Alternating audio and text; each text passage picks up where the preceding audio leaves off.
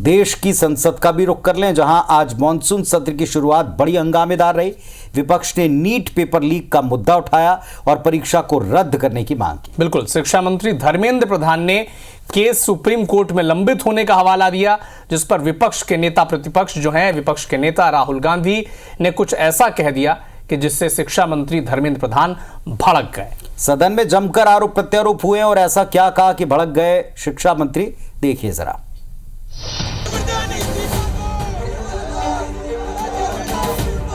सारे विद्यार्थियों की list. The Indian examination system is a fraud. अध्यक्ष महोदय, ये सरकार किसी और का रिकॉर्ड बनाए ना बनाए, लेकिन पेपर लीक का रिकॉर्ड जरूर ये सरकार बनाएगी। ये जो कहा गया देश की अभी की एग्जामिनेशन सिस्टम रबिश है सर, इससे दुर्भाग्यजनक बयान देश की नेता प्रतिपक्ष का कुछ नहीं हो सकता है सर। मैं कठोर शब्द से इसको निंदा करता हूं।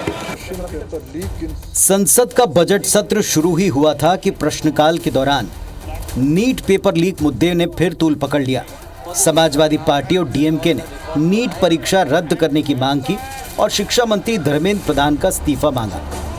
लोकसभा में विपक्ष के नेता राहुल गांधी ने भी देश की परीक्षा प्रणाली पर गंभीर सवाल खड़े करते हुए इसे फ्रॉड करार दिया। शिक्षा मंत्री धर्मेंद्र प्रधान राहुल गांधी पर भड़क गए और सख्त ऐतराज जताया। The issue is that there are millions of students in this country who are extremely concerned at what is going on and who are convinced that the Indian examination system is a fraud.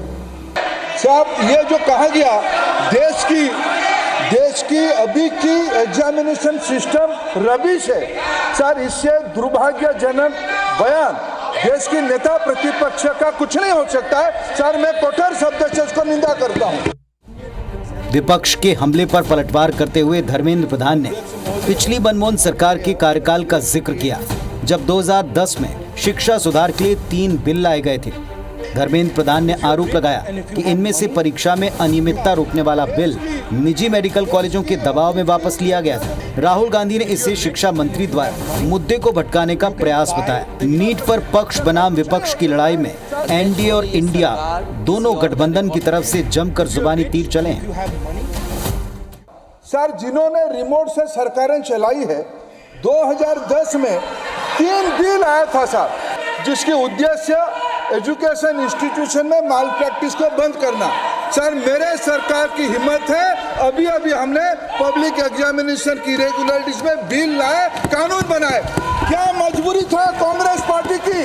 Supreme court के संज्ञान में है, निरंतर monitoring हो रही है, हमें उसके फैसलों की प्रतीक्षा करनी। ये बहुत ज़रूरी मुद्दा है युवाओं के लिए और उनको काफ़ी मुश्किल हो रही है।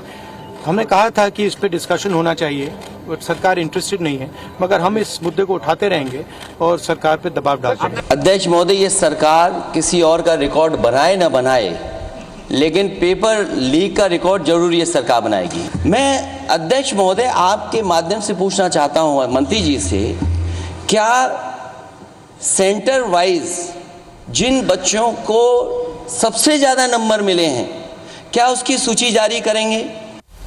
नीट यूजी परीक्षा का रिजल्ट उसी दिन आया था जब 4 जून को देश में लोकसभा चुनाव के नतीजे आए। चुनाव में कौन सी पार्टी पास हुई और फेल, इसकी तस्वीर तो साफ हो चुकी, लेकिन नीट यूजी परीक्षा में बैठे लाखों छात्रों का भविष्य आज भी अधर में है। मामला सुप्रीम अदालत में लंबित है। सीबीआई जांच से पेपर लीक की परतें धीरे धीरे खुल रही हैं। सुप्रीम कोर्ट के निर्देश पर सेंटर वाइज रिजल्ट भी सामने आ चुका है।